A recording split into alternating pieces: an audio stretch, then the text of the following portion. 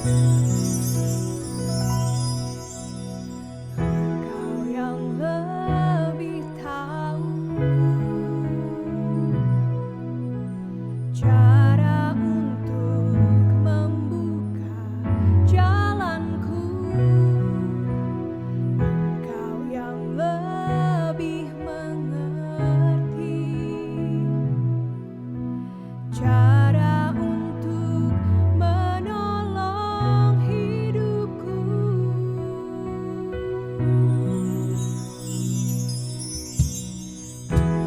Kau yang lebih tahu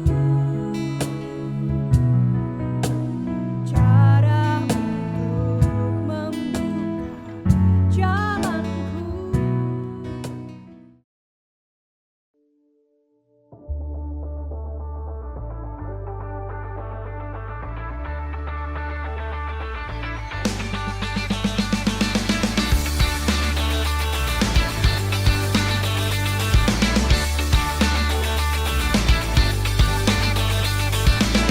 Have you heard of the one called Savior? Have you heard of his perfect love? Have you heard of the one in heaven? Have you heard how he gave his son? Halo adik-adik, mari bergabung dalam acara Pasca Komisi Anak pada hari Sabtu, tanggal 17 April pukul 5 sore melalui Zoom dan YouTube GKI Gejayan Official. Link Zoom akan dibagikan melalui grup orang tua dan Instagram Komisi Anak. Adik-adik jangan lupa berpartisipasi mengirimkan video gerakan.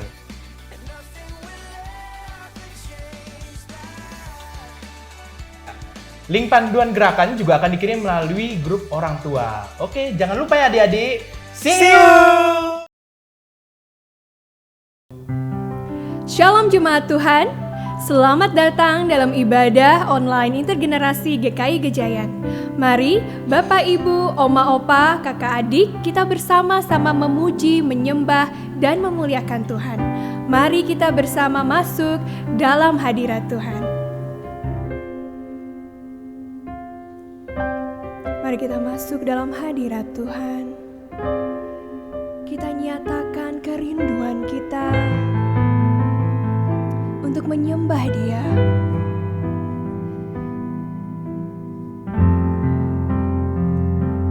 Kita mau nyatakan Tuhan, kita mau dekat dengan hati-Mu.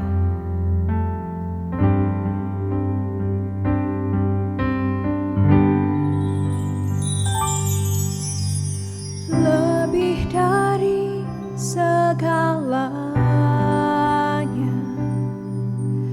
ku berharap padamu. Lebih dari para penjaga, mengharap fajar pagi. Begitu rindu hatiku berada dekatmu. Alangkah dalam kasih-Mu memenuhi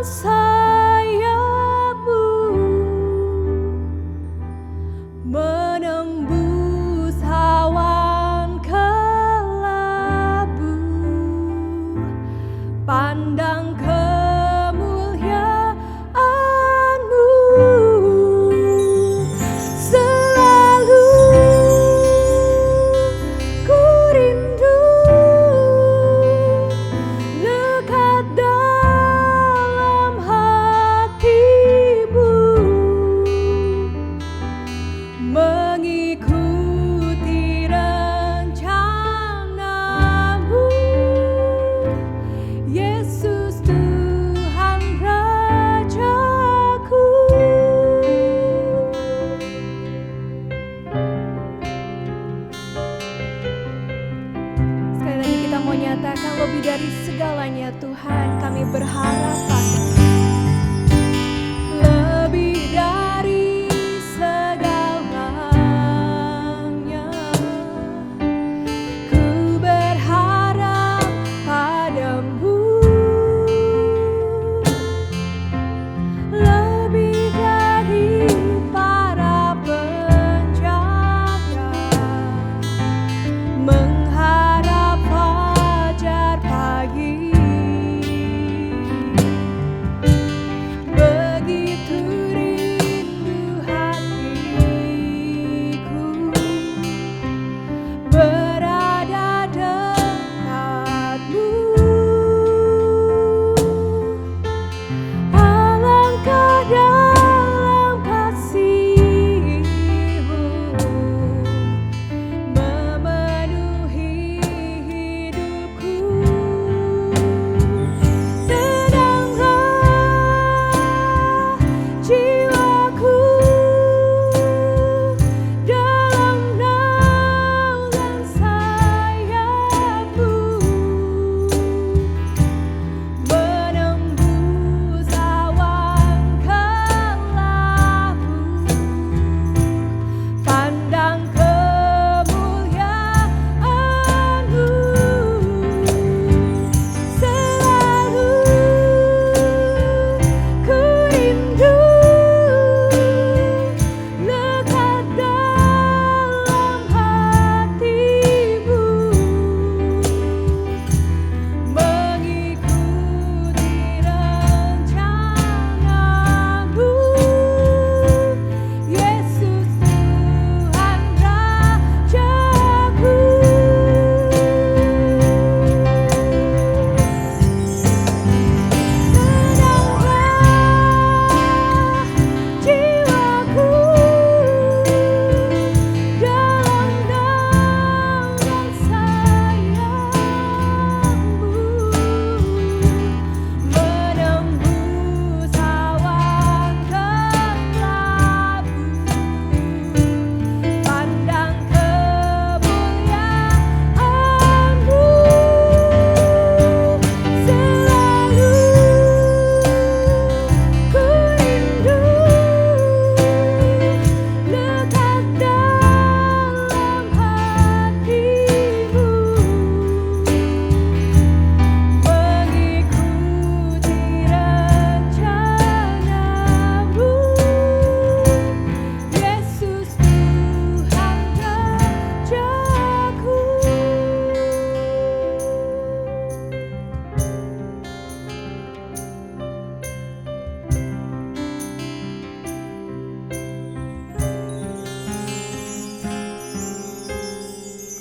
Saudara-saudara, mari kita memulai ibadah ini dengan pengakuan bahwa pertolongan kita adalah di dalam nama Tuhan yang menjadikan langit dan bumi, yang kasih setianya tetap untuk selama-lamanya, yang memelihara umat manusia di tengah pergumulan dan goncangan kehidupan.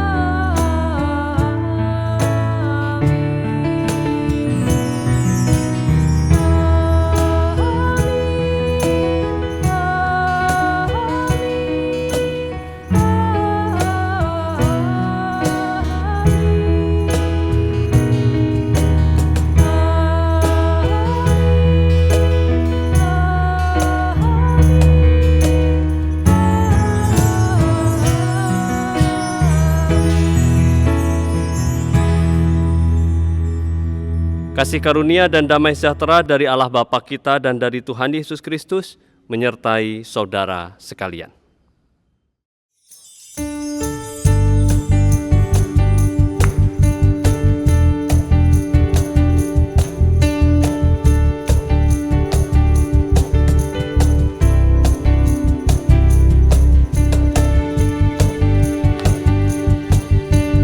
Dengan semangat mari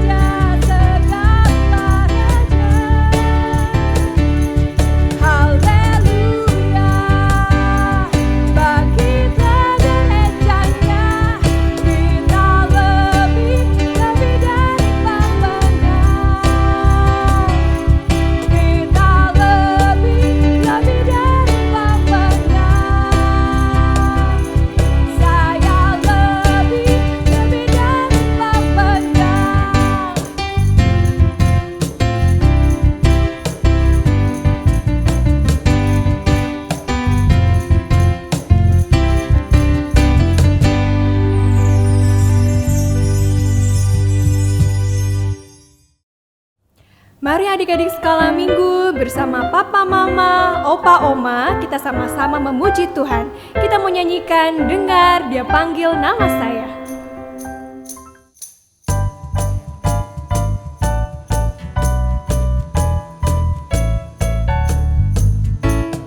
Dengar Dia panggil nama saya, dengar Dia panggil namamu, dengar Dia panggil nama saya, juga Dia panggil namamu, dengar Dia panggil nama saya, juga Dia panggil namamu, dengar Dia panggil nama saya, juga Dia panggil namamu. Oh giranglah,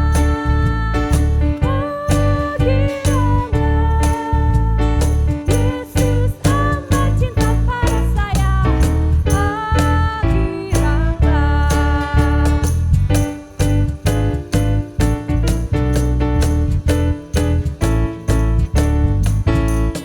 Dengar Dia panggil nama saya, dengar Dia panggil namamu, dengar Dia panggil nama saya, juga Dia panggil namamu. Oh giranglah, Yesus amat cinta pada saya. Oh giranglah, Yesus amat cinta pada saya. Oh giranglah.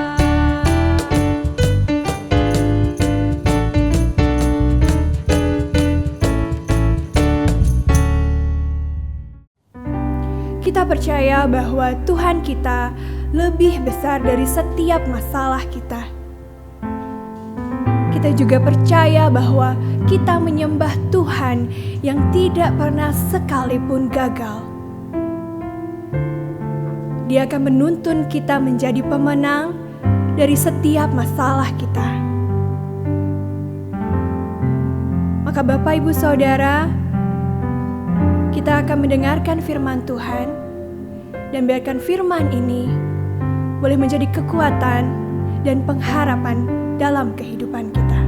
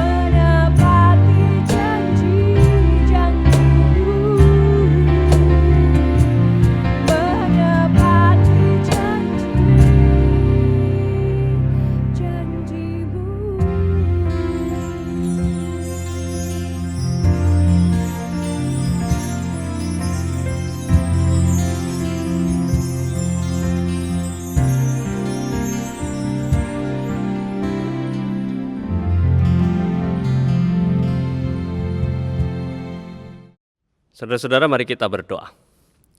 Ya Tuhan, kami akan bersama-sama membaca dan merenungkan firman Tuhan. Kami percaya Roh-Mu akan menolong kami supaya kami dimampukan untuk mengerti apa yang menjadi kehendak Tuhan dalam hidup kami. Berkatilah kami dalam ibadah ini, supaya kuasa Tuhan melimpah bersama dengan kami, di dalam kami, dan dengan itu kami betul-betul merasakan hadirat Tuhan. Kami lebih lagi dituntun untuk menghadirkan kuasa dan kehendak Tuhan melalui kehidupan kami dalam kehidupan sehari-hari. Inilah kami ya Tuhan, di dalam nama Tuhan kami Yesus Kristus kami berdoa. Amin. Surat Yohanes yang pertama, pasal 1, ayat 1 sampai dengan 4. Surat Yohanes yang pertama, pasal 1, ayat 1 sampai dengan 4. Apa yang telah ada sejak semula, yang telah kami dengar, yang telah kami lihat dengan mata kami, yang telah kami saksikan, dan yang telah kami raba dengan tangan kami tentang firman hidup, itulah yang kami tuliskan kepada kamu. Hidup itu telah dinyatakan, dan kami telah melihatnya. Dan sekarang kami bersaksi dan memberitakan kepada kamu tentang hidup kekal yang ada bersama-sama dengan Bapa dan yang telah dinyatakan kepada kami. Apa yang telah kami lihat dan yang telah kami dengar itu, kami beritakan kepada kamu juga, supaya kamu pun beroleh persekutuan dengan kami. Dan persekutuan kami adalah persekutuan dengan Bapa dan dengan Anaknya Yesus Kristus. Dan semuanya ini kami tuliskan kepada kamu, supaya sukacita kami menjadi sempurna. Demikianlah sabda Tuhan. Selamat hari Minggu, Bapak Ibu, Saudara-saudari yang dikasihi Tuhan. Kali ini kita berada dalam ibadah intergenerasional, dan intergenerasional ini, saudara-saudara, mungkin bersama dengan anggota keluarga dari segala generasi yang ada di dalam keluarga saudara. Selamat menikmati, selamat beribadah, kebersamaan ini biarlah menjadikan persekutuan yang hangat di dalam Tuhan. Saudara-saudara, hari ini kita merenungkan satu tema kekuatan damai sejahtera. Yesus dalam bacaannya di Yohanes 20 yang kita baca tadi, mengatakan bahwa damai sejahtera bersetamu. Damai sejahtera bersamamu. Kira-kira sapaannya begitu dalam bahasa yang lebih mudah kita dengarkan. Kata damai sejahtera, himbauan damai sejahtera ini diulang 2 kali. Jadi ketika Yesus datang menampakkan diri, murid-murid dalam keadaan yang masih rapuh begitu ya, masih takut, lalu Tuhan berkata dan berseru, damai sejahtera bagi kamu. Lalu kemudian murid-murid mulai mengenali Yesus dan kemudian membuktikan tangan dan kaki dan lambungnya untuk melihat bekas luka dari Yesus. Lalu kemudian murid-murid bersuka cita. Lalu kemudian Tuhan mengatakan lagi, damai sejahtera bersamamu. Menarik ketika kita berbicara soal damai sejahtera. Karena kita punya asumsi di Indonesia ini bahwa damai itu katakanlah harmoni. Jadi bukan sesuatu keadaan yang ideal, tetapi damai itu harmoni. Katakanlah begini, kalau kita sedang berselisih pendapat, lalu kemudian kita diperdamaikan, artinya ya sudah, adalah selesai. Atau ketika kita mungkin berada dalam sebuah tekanan atau damai yang seringkali muncul adalah ketika urusan palak memalak begitu ya, dalam tradisi masyarakat tertentu, dalam wilayah tertentu seringkali ada tips-tips yang harus diberikan kepada orang-orang yang dalam tanda petik berkuasa di wilayah itu, lalu kita mengatakan memberi uang itu artinya tanda damai. Apakah damai sejahtera seperti itu? Coba kita dengarkan, saya ingin panggil anak saya, Kara. Saudara-saudara, ini anak pertama saya dan saya ingin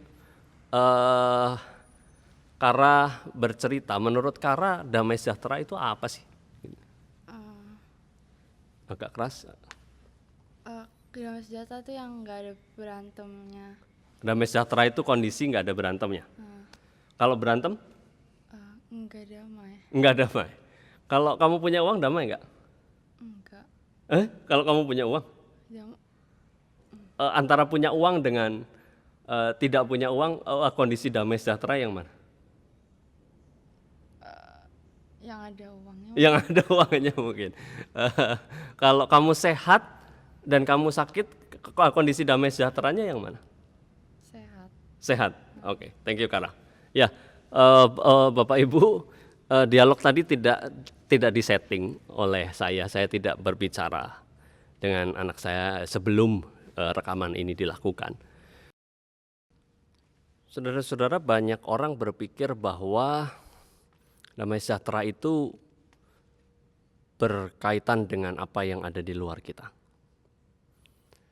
Berpikir harmoni, sesuatu sesuai dengan keinginan kita, sesuai dengan harapan kita. Saudara-saudara, kadang orang berpikir damai sejahtera itu lahir ketika orang sehat, sakit, tidak sakit maksud saya, orang kuat badannya, tidak sakit-sakitan, punya banyak duit, nggak ada masalah, lalu itu dikatakan damai sejahtera. Benarkah demikian? Apakah yang Yesus harapkan demikian? Dalam situasi keseharian saya pernah bertemu dengan manusia gerobak begitu ya, seorang bapak dengan dua anak, satu anak yang tua adalah perempuan dan anak yang lebih muda adalah laki-laki. Dalam perjumpaan-perjumpaan itu ketika saya masih melayani di GKI Ciledug Raya waktu itu, mereka jarang sekali menampakkan wajah yang bersedih. Mereka hampir bisa dikatakan bergembira, bahkan ketika mereka harus berbagi makanan, bahkan ketika mereka harus berlelah-lelah berjalan, mereka nampak bersukacita sekali. Mereka dipenuhi dengan damai sejahtera. Kok bisa? Orang yang dengan kekurangan, bahkan sendal pun nggak punya, mereka harus nyeker begitu. Kok bisa mereka berbahagia dan berdamai sejahtera? Kata shalom ini sebenarnya berkaitan dengan keadaan atau situasi yang sebenarnya berbeda dengan apa yang kita bayangkan. Kadang-kadang damai itu kan seperti tadi, orang harus punya ini itu dulu. Tetapi tadi buktinya bahwa manusia gerobak tadi bisa berbahagia, sedangkan orang yang berkelimpahan, punya banyak uang, punya banyak fasilitas, tapi hidupnya kadang tidak bahagia dan dipenuhi dengan begitu banyak luka-luka. Saudara-saudara, itu membuktikan bahwa betul kata damai sejahtera itu sebenarnya berkaitan dengan hal yang ada di dalam diri kita, bukan sesuatu yang di luar diri kita. Damai sejahtera ini bukan berkaitan dengan apa yang sesuatu datangkan dari luar. Artinya uang itu kan dari luar. Kesehatan itu kan sebuah kondisi yang kita harapkan. Bukan terpengaruh atas apapun yang ada dalam diri kita. Dalam keadaan baik, sehat maupun sakit, berkelimpahan maupun kekurangan, tua atau muda, seharusnya ketika Anda punya damai sejahtera yang berasal dari roh Tuhan itu, maka Anda akan tetap bersukacita. Anda akan tetap dapat berbahagia tanpa bergantung pada apapun yang tadi ada di luar kita. Memang sih murid-murid Yesus dalam percakapan di Yohanes 20 tadi juga mengatakan menceritakan hal yang sama. Mengapa? Karena murid-murid Yesus juga mengalami keadaan di mana damai sejahtera itu belum bertahta, sehingga Tuhan harus menyapa mereka sebanyak 2 kali.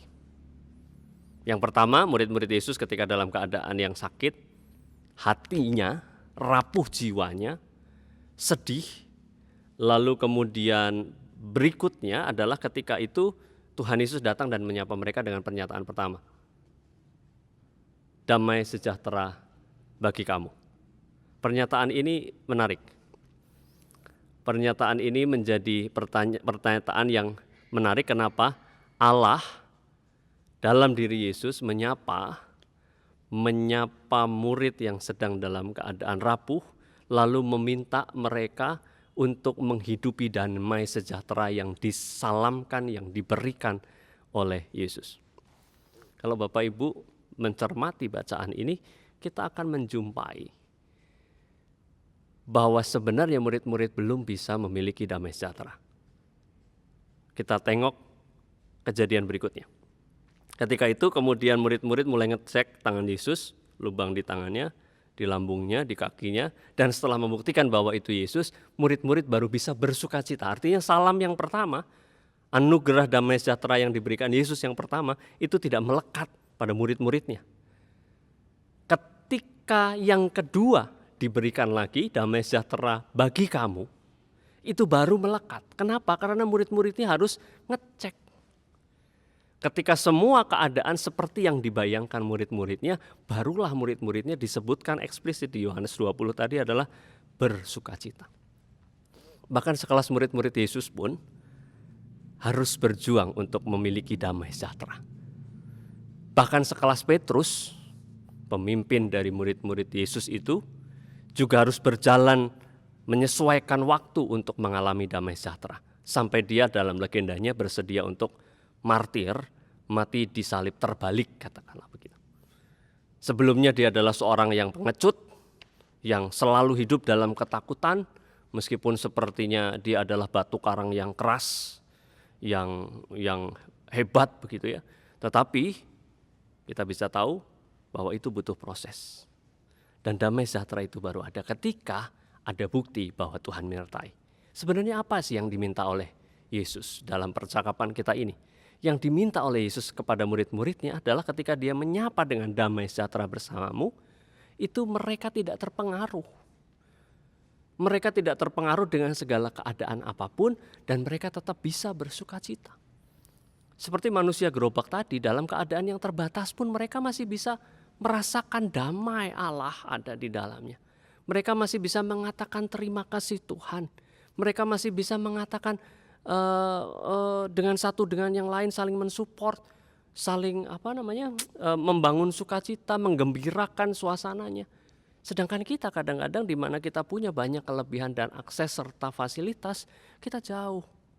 Dan kita kadang mengejar sesuatu target terus sampai akhirnya kita lupa untuk menikmati apa yang sudah Tuhan beri dan merasakan damai sejahtera itu.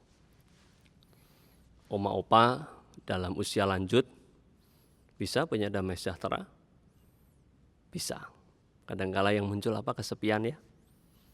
Kadangkala yang muncul rasa tidak berdaya. Tapi kalau oma dan opa yakin bahwa Tuhan menyertai, maka keyakinan itulah yang akan memberikan damai sejahtera dalam diri Anda. Kuncinya apa? Yakin pada penyertaan Tuhan. Beberapa saat lalu kami di Persekutuan Wilayah GKI Pondok Indah membuat satu acara bertema Ebenezer. Ebenezer berarti sampai di sini Tuhan menolong. Samuel dalam keadaan tertekan ketika berperang dengan Filistin pada saat itu berusaha untuk menghidupi damai sejahtera dengan mengatakan bahwa Ebenezer, sampai di sini Tuhan menolongku. Tetapi dia tetap percaya meskipun di sini Tuhan menolongku, nanti ke depan juga Tuhan pasti akan menolongku. Kenyataan bahwa Samuel percaya pada penyertaan Tuhan itulah yang membuat hidup Samuel jauh lebih bermakna, berbahagia. Orang tua, karena ini ibadah intergenerasional, orang tua juga kiranya tetap memiliki damai sejahtera.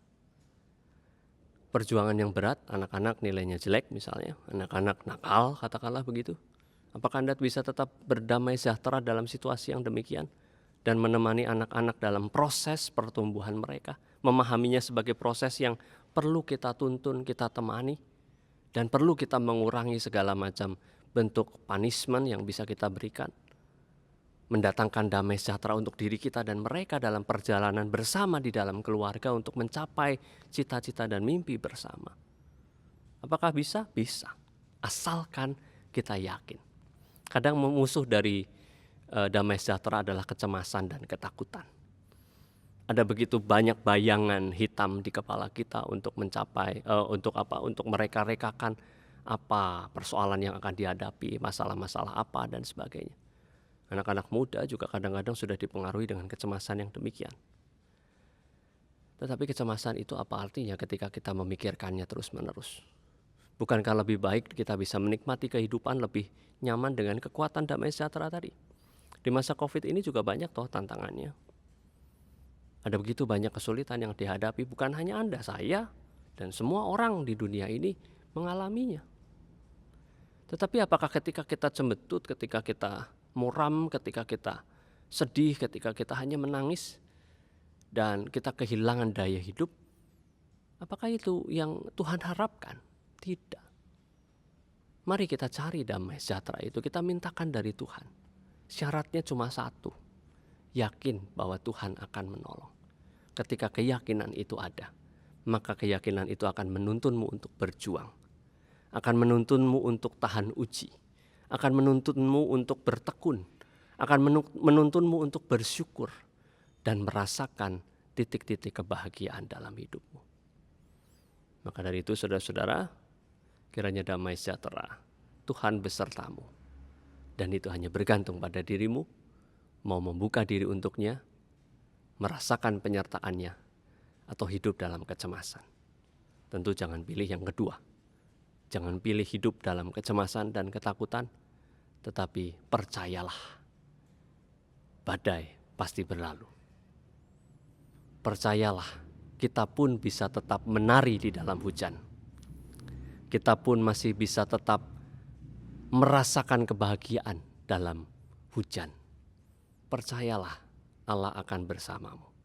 Di titik itu, Roh Allah akan mengaruniakan sukacita kepadamu. Tuhan Yesus memberkati. Amin.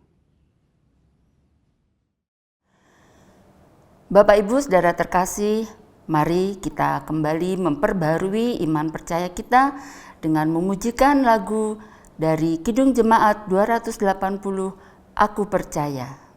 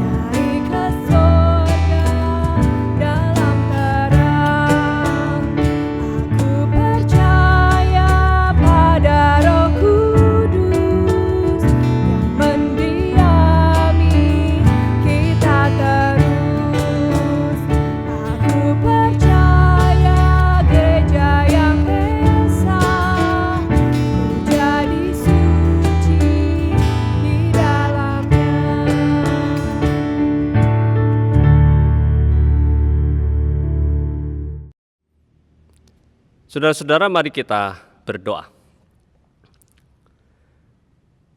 Ya Tuhan, damai sejahtera seringkali berbeda dengan apa yang kami bayangkan. Damai sejahtera terkadang yang kami inginkan adalah suasana atau keadaan yang seturut dengan kehendak kami. Namun kami tahu damai sejahtera itu tidak bergantung atas apa yang ada di luar kami, tetapi bergantung dari apa yang ada di dalam kami. Sehingga kami harus belajar ketika kami sehat, ketika kami sakit, ketika kami senang atau sedih, ketika kami berkelimpahan atau berkekurangan, ketika kami tua maupun muda. Dalam keadaan apapun, damai sejahtera itu harus berangkat dari dalam diri kami. Dan damai sejahtera itu tidak terpengaruh oleh apapun yang berasal dari luar kami.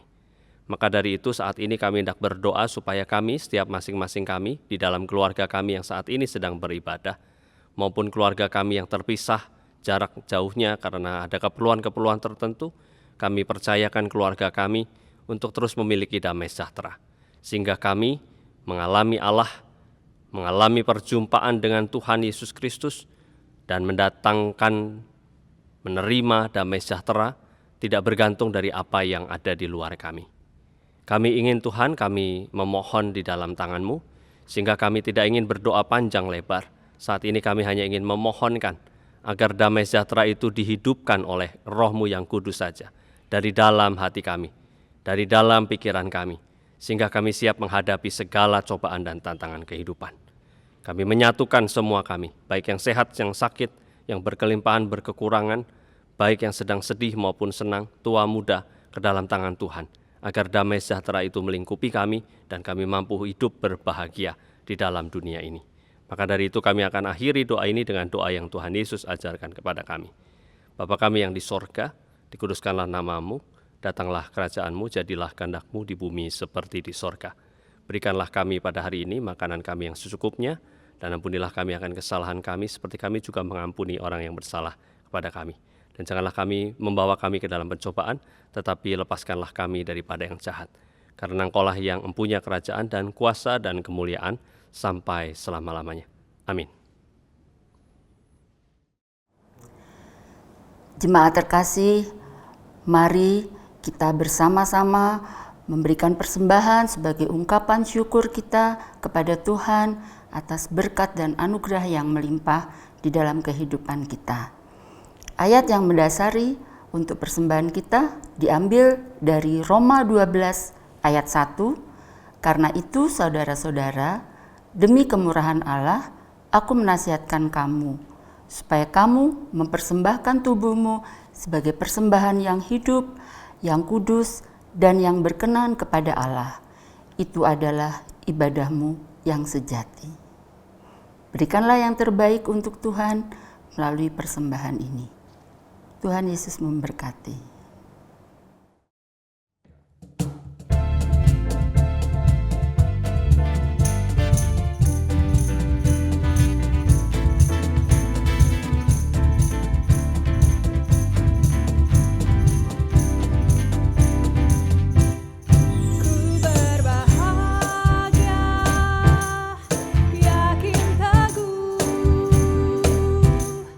Yesus abadi.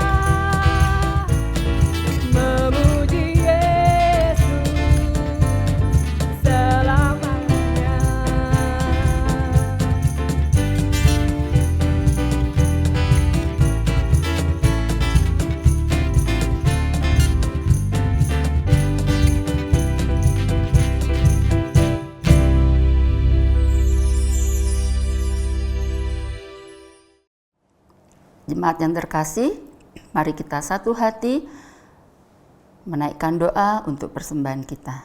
Mari kita berdoa. Tuhan Yesus, Tuhan yang baik, kami bersyukur Tuhan karena kasih-Mu, penyertaan-Mu tidak pernah berkesudahan di dalam hidup dan kehidupan kami. Tuhan, di sepanjang hari-hari yang sudah kami lewati, di dalam situasi pandemi yang belum berakhir ini, kami menyerahkan keberadaan kami ke dalam tangan-Mu, dan kami percaya Tuhan senantiasa ada bersama kami. Bahkan hari ini pun kami boleh beribadah itu karena kasih dan penyertaan Tuhan. Ya Bapa, kami tidak bersyukur melalui persembahan yang sudah kami kumpulkan. Kami menyerahkan persembahan ini ke dalam tangan pengasihan Tuhan. Berkati, kuduskan, sehingga persembahan ini layak di hadapan-Mu ya Bapa. Terlebih layak kami pergunakan untuk pekerjaan kemuliaan nama-Mu melalui pelayanan di gereja kami di sini. Ya Tuhan, berkatilah kami yang mengelola persembahan ini. Beri kami takut dan rasa tanggung jawab kepada-Mu ya Tuhan. Terlebih ya Allah Bapa, pakailah seluruh hidup dan kehidupan kami sebagai persembahan yang harum dan benar di hadapan Tuhan. Di dalam nama Tuhan kami Yesus Kristus, Tuhan dan Juru Selamat kami yang hidup, kami berdoa. Amin. Kita akan mengakhiri ibadah kita kali ini. Biarkanlah ibadah kita lanjutkan dalam kehidupan kita sehari-hari dengan selalu mengingat akan nama Yesus.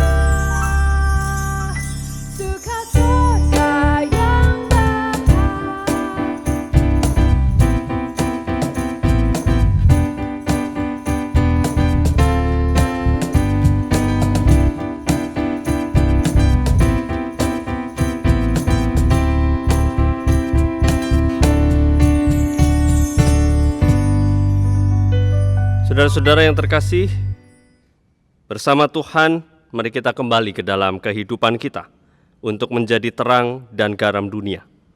Dan terimalah berkat Tuhan yang menguatkan dan meneguhkan saudara.